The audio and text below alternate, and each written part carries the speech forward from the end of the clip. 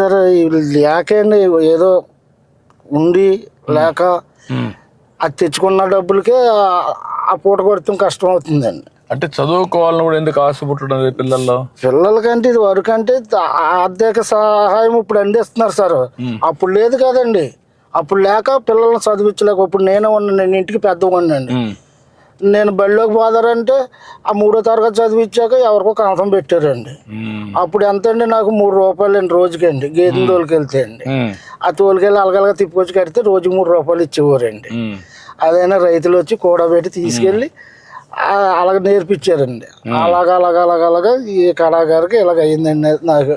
ఇప్పుడు నేను ఎంతమంది పిల్లలు ఉంటే అంతమందికి తల్లికి వందన కింద 15,000 ఇస్తున్నారండి. అయ్యారు ఇస్తున్నారండి. అదే మరి పింఛన్లు ఇస్తున్నారండి. పెద్ద ఎత్తున ఇస్తున్నారండి. ఒక పక్క రేషన్ షాప్ లో అవన్నీ ఇస్తున్నారండి. మొత్తం క్యాంటీన్లు పెట్టాం. రైతు కూడా సహాయం చేస్తున్నాం. డప్పు కళాకారులకు ఇస్తున్నాం. అట్లా అందరినీ న్యాయం చేయాలి అని కూడా బాగా పైకి రావాలని నా కోరిక. అదే అండి, బాగానే చూస్తున్నారండి. అయ్యారు మీ పరిపాలన బాగా చాలా సూపర్ గా చూసారండి. పోయిన గతంలో మొత్తం అందరిని నాశనం చేసేసారండి. నేనే కాళ్ళు అరిగేదందుకు తిరిగితేనే నాకు పని అవ్వలేదండి. అప్పుడు మాయ మాటలే ముందు నమ్ముతారు కానండి.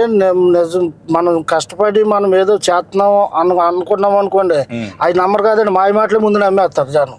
మాయ మాటల్లోనే గాలిలో పడతారండి. దాన్ని ఎట్లా మనం వాళ్ళ పైకి వాళ్ళ జీవితం కోసం ఇప్పుడు ఉదాహరణ తెలుసుకుంటున్నారండి. ఇప్పుడు తెలుసుకుంటున్నారండి. గతంలో తెలుసుకోలేదండి. తెలుసుకోకుండా ఆయన గారు ఏదో మాకు కొండంత వచ్చేస్తుందని ఆశపడ్డారండి. ఇప్పుడు అసిమంటిది ఏం లేదండి. అదేంటంటే ఇప్పుడు మీరు వస్తేనే మళ్ళీ బాగుపడుతుంది. మళ్ళీ ట్రిప్ మీరు వస్తేనే ఇవన్నీ పనులన్నీ సాగుతాయి. మొన్న 5 సంవత్సరాల వల్ల బాగా నష్టపోయాం కదా. చాలా నష్టపోయామండి.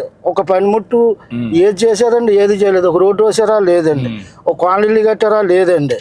ఎంతసేపు అక్కడ స్థలాలు ఉన్నాయి ఇక్కడ స్థలాలు ఉన్నాయని బోకర్లు బాగుపడ్డారు తప్పండి. అసలైంది ఏమీ లేదండి. మీకు నిజమైన లబ్ధిదారులకు పేదవాళ్ళకి దక్కలా? ఏం దక్కలేదండి. పేదవాళ్ళకి అసలు ఏమీ దక్కలేదండి. అంతా బయట వాళ్ళకి బోకర్లకి వెళ్ళకండి. బోకర్లో శుభ్రంగా అక్కడ సైట్ ఉందండి, అది కొనాలండి. ఎందుకంటే వీళ్ళకి 10 రూపాయలు రావాలండి. ఆ విధంగా స్కామ్ వేసేసారండి. ఏముందండి అసలు ఎక్కడ ఏది లేదు. ఇప్పుడు నేను పెట్టింది ప్రతి నెల మొదటి తారీఖున పేదల సేవలో అందరూ రావాలి, అందరినీ కలవాలి, అర్థం చేసుకోవాలి, మీకు సహాయం చేయాలని పెట్టారు. దీనివల్ల నీ అభిప్రాయం ఏంటి? నా అభిప్రాయం చాలా మంది నోట్లో ఇలా పెట్టారు. చంద్రబాబు నాయుడు గారు బాగా చూస్తున్నారు.